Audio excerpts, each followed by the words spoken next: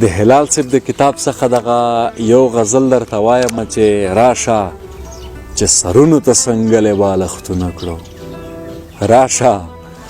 چې سرونو ته څنګلې بالښتونه کړو، ګلې را پیدا چې تښتېدلې ورک خوبونه کړو، او ګلې خپل شلېدلې ګریوانونه چې پرې وګنډو ستنې و باڼه کړو، او دا زلفې و تارونه کړو. ګلې خپل شلېدلې ګریوانونه چې پرې وګنډو ستنې به باڼه کړو، او دا زلفې به تارونه کړو. او پرېږده زاهدان چې مو د قتل فیصله وکړي، پرېږده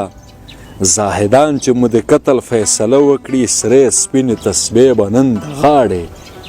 زنځیرونه کړو، او سپینو سپینو ورځو کې به غېږو سره پرانیزو، سپینو